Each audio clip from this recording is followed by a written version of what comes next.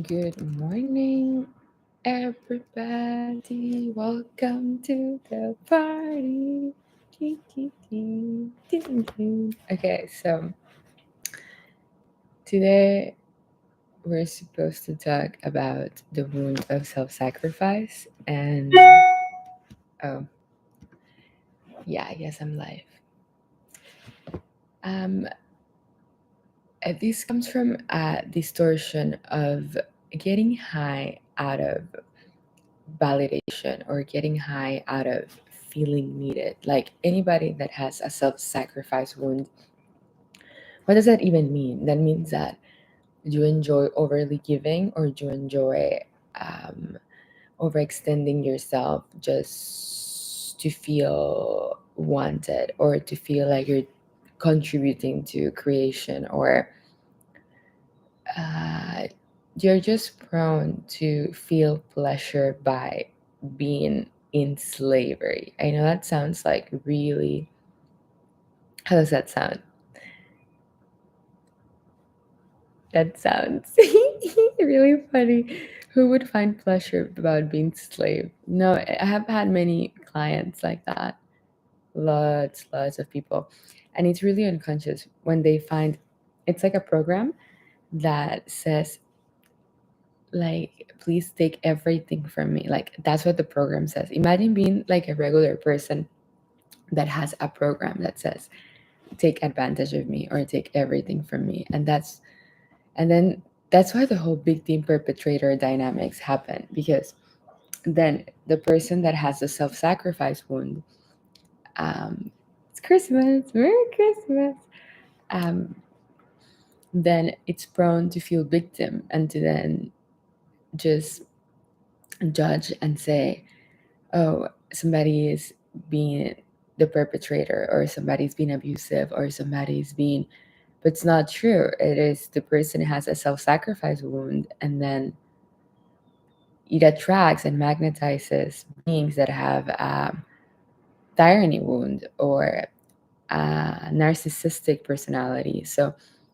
everybody has narcissistic, we're all narcissists. Narcissist is just your ego, okay? But what I mean by narcissistic personality is attract someone that is completely shut down to somebody else's needs or wants and just focuses on themselves. So that's the whole thing about like why empaths and narcissists attracts. We all have qualities of both. Um, but when we finally find out that there's absolutely nothing wrong with admitting that you have it, like the only way to heal that self-sacrifice wound is to first you need to become aware of it, because if you're not aware that you have it, how are you going to get rid of it? And you may not know that you have it because it's really hidden. People in my presence, like the programs, just like people start purging out. They start just vomiting their the conditioning and their beliefs, and so I can find like the sand scar. Like, okay, you have the wound of self-sacrifice. But if you're by yourself, just like analyze your relationships or events in your life. If you're feeling not supported, not nourished, if you're not in that level of epic financial abundance, of social abundance, of happiness, peace, joy, you feel drained all the time. Like those are some symptoms of you having this wound of self-sacrifice or feeling guilty saying no. That means that you cannot put yourself first. Like you have a program that it prevents you. It's like a chain. It's a chain. It's like a generational course or it's a really intense hindrance that doesn't matter how bad you want to say no and put your own needs first, you can't. It's like you took a vow in a past life that says that you can't, and then like you cannot even speak. You cannot even speak. You just like automatically surrender your will to another person, or like surrender your monies, or surrender your love, or surrender your attention. Like you surrender everything because it gives you pleasure. I know it's like itchy. Like when people find that in my sessions, they're like, "Ah, gross," and I'm like, "I know it's disgusting, but like if it's there, you gotta look at it. You gotta like, I mean, if you want liberation, Merry Christmas. I know, guys. I'm like in a different timeline, so it feels like Christmas. I mean, I didn't really celebrate at Christmas. I mean, I did, but I was working, so it was a different type of celebration. Now I feel like I'm having my own like cozy. Mm. Okay, because Santa's busy in Christmas, right? And Santa. Okay, so saying no, like you gotta practice. Okay, you gotta practice, and at some point, like it's gonna be rough at the beginning to be like no, and be like, oh my god, I said no. Oh my god, I said no. Where do I live? I live in. Where do I live? I mean, I have my main house in Playa Benao, Peresi. Right now, I'm staying at a girlfriend's house. It's kind of soul sister. We've been friends forever. I'm in Panama City, but I live everywhere. I think I'm gonna go to Paris soon and London. First class, guys. Only travel first class. It's a long trip. It's like 12 hours. I'm so excited. I mean, it's kind of empty, but it's fun to go play in the different coffee shops.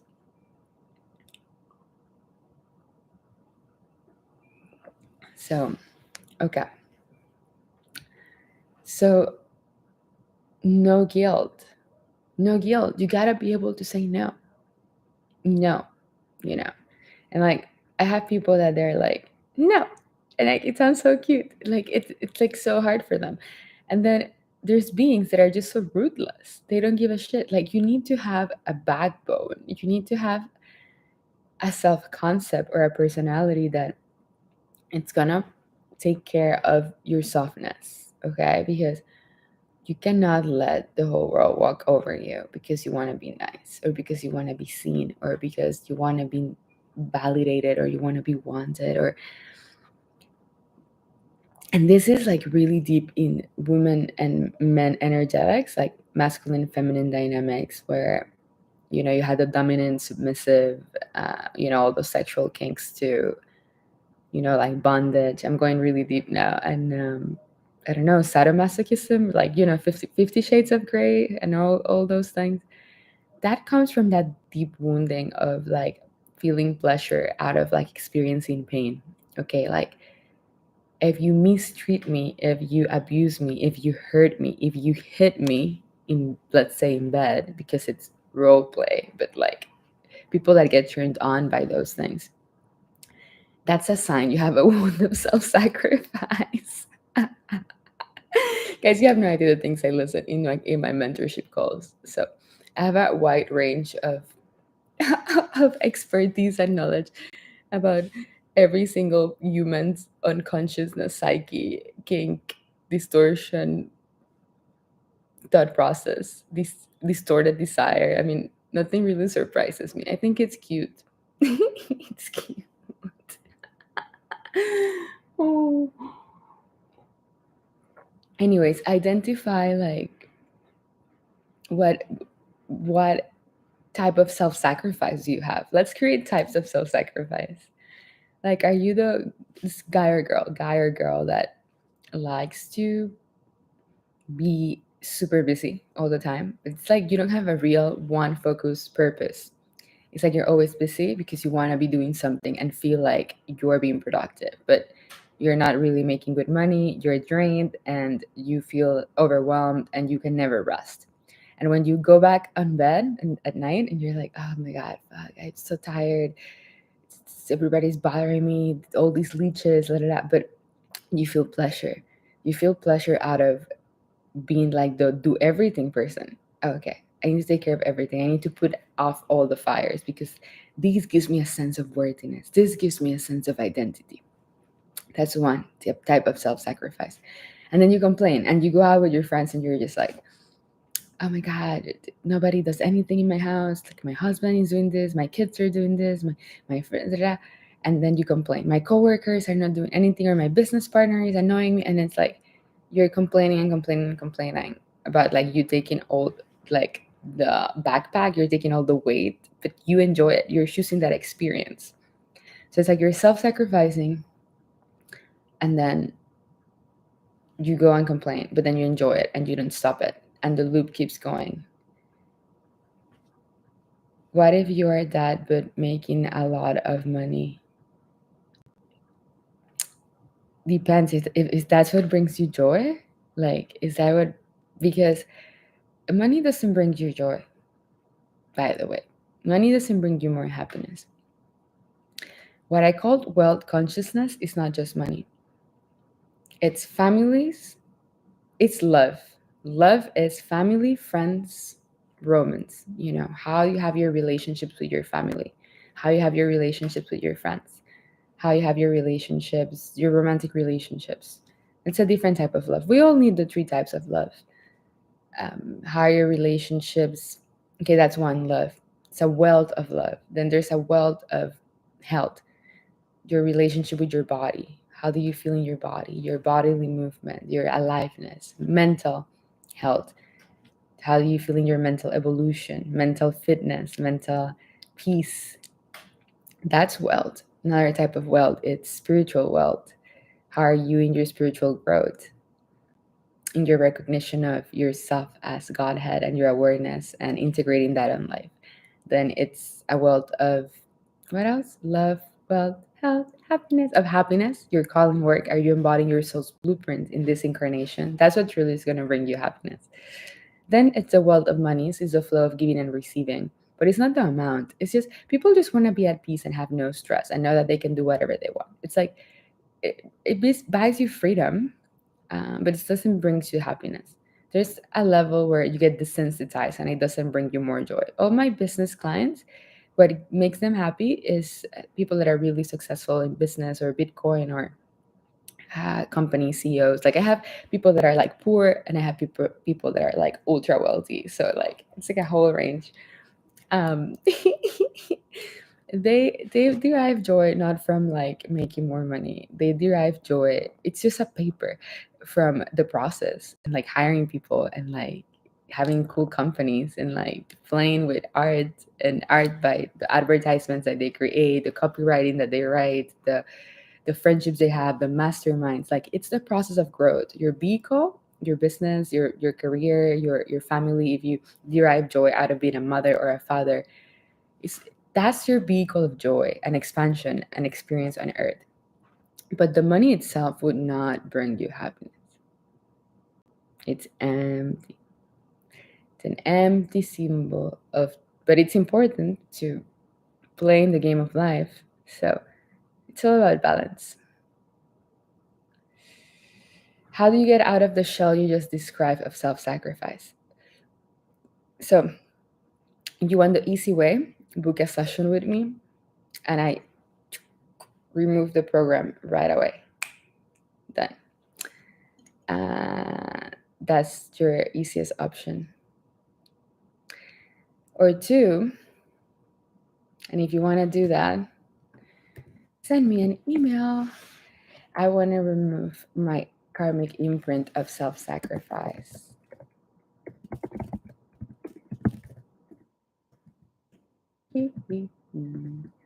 It's 555 USD. So that's not, I mean, that's like removing the sanskar, and then you go through an integration process, and it's ongoing, but at least it removes the sanskar. Um, I do suggest sometimes deeper work, which is journeys that I do that are 2 weeks. And then I do 1 month journeys. And then every 3 months, I do a 6-person container. But those ones are $10,000 because when you're in a group, you get way more codes, way more codes. Codes are keys. We're all souls in a journey with different coding. So we need each other. We do to alchemize each other's energy centers, opening up the chakras, And when I do these containers, the 6 people that are in the container have the exact keys that the other 3 need. So 3 of them have the codes that the other 3 need, so it balances itself out. So I basically call in the souls that are needed. Each other need the other to alchemize the next step of their soul's evolution. And it's really fun because it's about having fun too. Like, I don't like making these healing work like the work. I like to have fun with it. It's supposed to be fun. I got him. So hot. Yeah, because it can be really really hard to do that by yourself. Okay, like the self-sacrifice thing. If you are used to that for lifetimes, like these programs come from like lifetimes, centuries. You can have like who knows, since the 19th century have had this wound of self-sacrifice. So it's like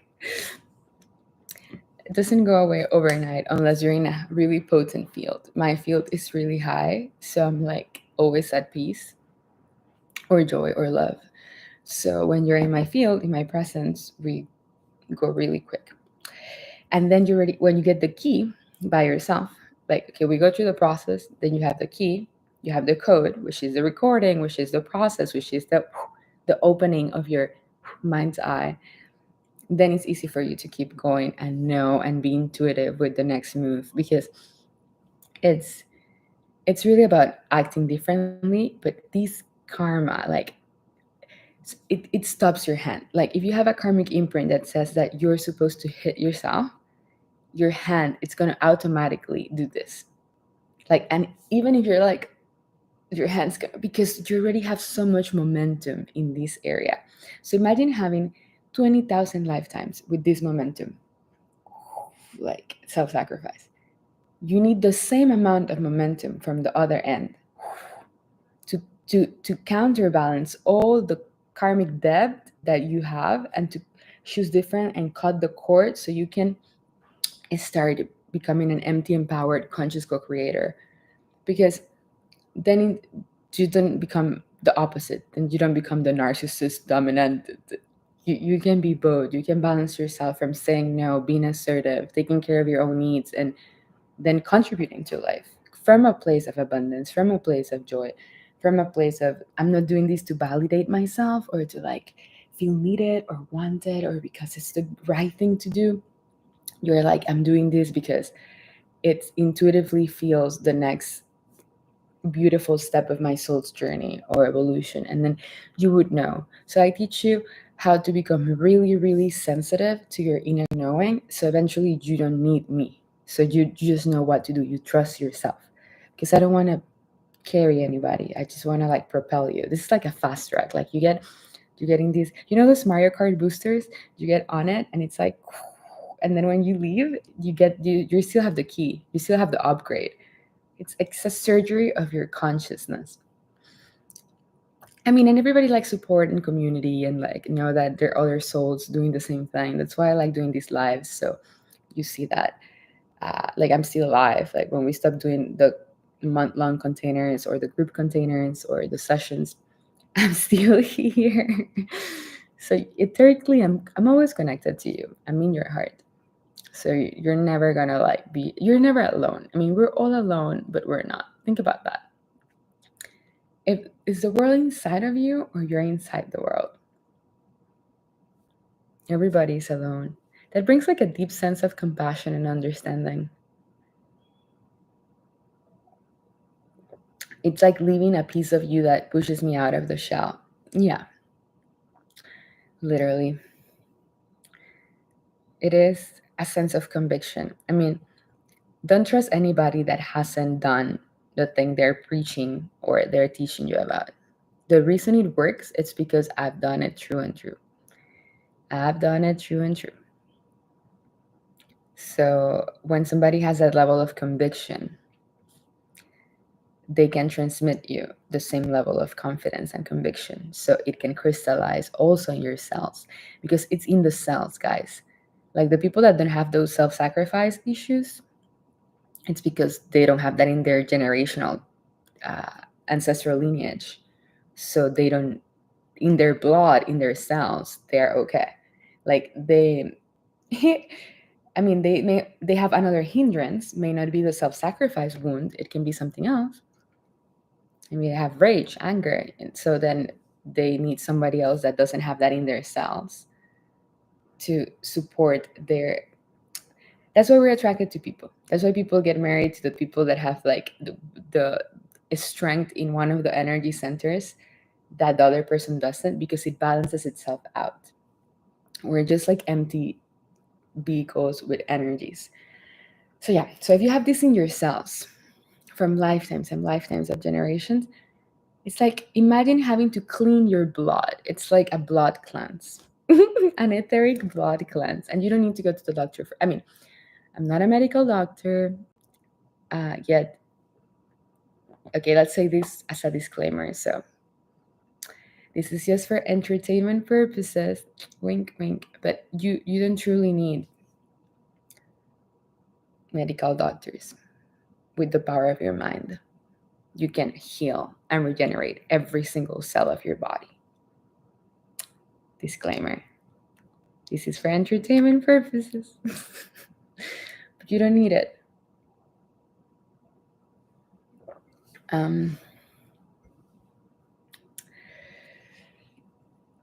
mean, check with yourself first, right? But you truly can regenerate your whole cells, because every illness, every sanskar, every headache, every back pain, it's a reflection of a thought form that got imprinted in you. The self-sacrifice, the feeling guilty about choosing yourself. Like imagine how tragic it is. And it's super tragic to like wanting to choose yourself, but you feel so guilty because you have this generational course, this generational trauma or whatever, that when you choose yourself, you punish yourself mentally. So then you create even more blocks in your nerves. So you choose yourself and you're training yourself to be like, that's bad. You know what I mean? Like, so you feel bad about choosing yourself, and then you feel good when you betray yourself for others. That's fucked up. That's like so fucked up. Like it is so fucked up. Guys, it's so fucked up.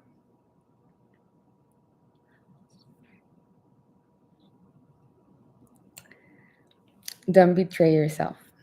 Choose yourself. Choose yourself. Choose yourself. Choose yourself. Choose yourself. Even if you choose yourself and then you spend 2 days freaking out, like, oh my God, I can't believe I finally said no. You know, I can't believe I finally like told everybody in all my WhatsApp groups and all my friends and all my business partnerships and coworkers, like, you know what? I'm gonna be offline for a week and you're not gonna die, guys. You don't even have to explain why. You know, even like this portion of the collective, okay? So then we do that and then we believe we have to explain. I'm gonna take a day off and I hopefully everybody like it's okay, and you know, and over apologizing and like I need to do this, and then you explain all the reasons you need to leave the groups. Dude, just leave the group. XXX just left the chat, the group chat. And the whole family freaks out. Oh my God, where did she go? Just go. Just leave the group chat. I mean, this is a metaphor, of course. Like, leave the group chat can be like, move out of your home right now if it's not comfortable. If you're living in a situation that's hindering your growth because of everything's energy vibration. So you need to be surrounded by things. It's really hard. It's really hard to stay in a really positive frame of mind if your physical environment's not supporting you. It's really hard. You need to be in a place that when you look around, you're like, oh, I'm inspired. Okay. Because it's a reflection of you.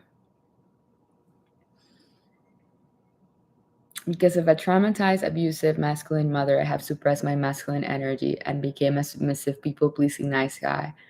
How can I heal this?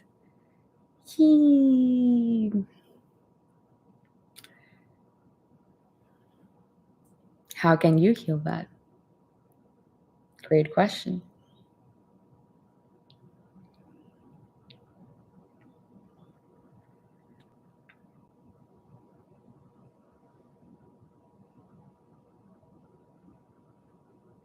And I imagine then all the women you date are like your mother, dominant and like, God. Okay, and then in the absolute teachings, your mother is you. Oh, I'm gonna read you something. So like that's your feminine.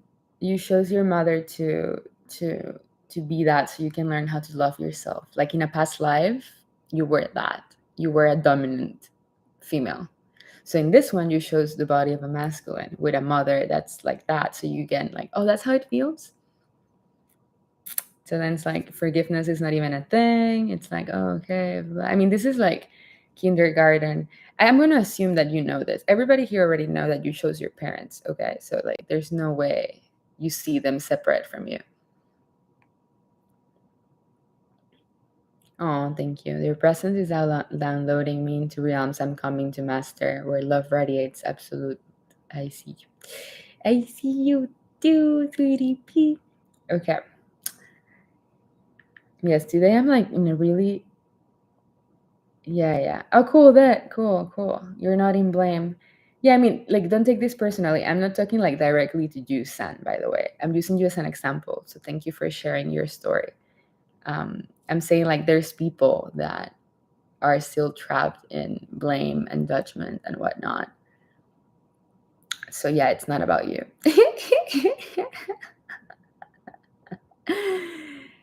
No.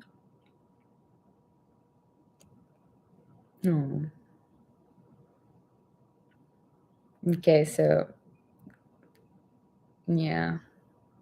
What comes to mind, San, for you, it's what do you still judge her for? Judgment. Maybe there's no blame, but there can be a subtle judgment. Subtle, subtle, subtle. So subtle. I've been saying that all like every single limiting belief I've had my whole life. I'm like, it's so subtle, because I didn't want to own my shit. Such a subtle belief. Okay. So, well, anything you judge in her, it's you. Okay, here it says.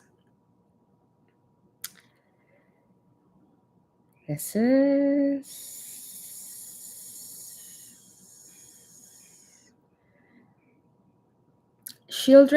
This is from Cracking the Walnut. Understanding the dialects of Nargahuna. I think this is like the Buddhist path or something about liberation and self-realization. Children are all the continuation of their mother. If you're angry with your mother and you do not want to have anything to do with her, again, it's not about you, it's just general.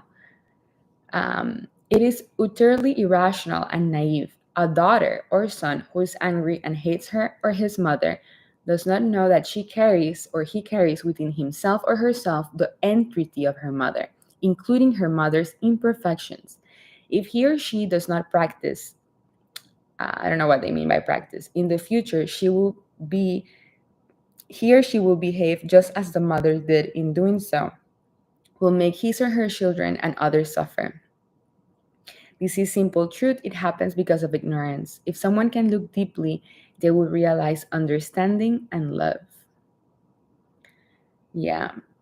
So, I mean, the moment that you truly own that part of yourself and there's no judgment about the dominant part of it, then you can truly be in your dominance too. And it wouldn't be like dominance, it would be assertiveness, because you can shift from being like really passive and nice to own that part of your mother. Like, okay, I'm gonna own it. Like, that's me too. And then like you start at the beginning, it's gonna be a bit rough. Like it's gonna be from being overly nice to like explosions of like intense energy and like being really dominant. But then it's gonna balance itself out into a neutral assertiveness. Okay. It's not gonna be, oh my god, I'm so nice. You walk all over me, like take advantage of me, and then it's gonna be like, leave me the fuck alone, And then, but that's good. That's progress, by the way. That's progress. And then it's going to be like, no. Classy, elegant, no.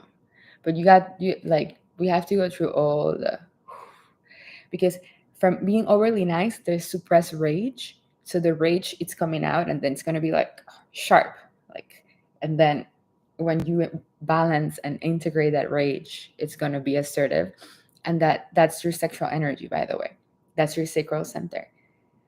Anger and sexuality are really overly linked. And anger, yeah, anger and sexuality, same thing. It's your power to generate a lot of abundance.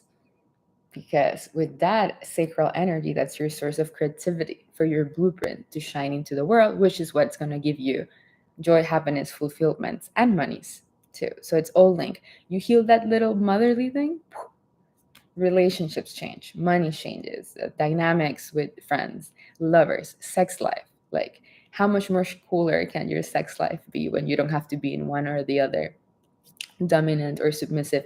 I mean, you can play with those things, but out of choice, like, oh, I'm going to play dominant, I'm going to play submissive, but because I choose to, not because it's an imprint and then I have to run the program and I have no choice but to be that. Then you can just shift between personalities and it becomes really fun. Yeah, hating her assertiveness, thus suppressing it in myself. Nice. Cool. Well, I'm glad you got a free session. Thank you. I had stopped doing this.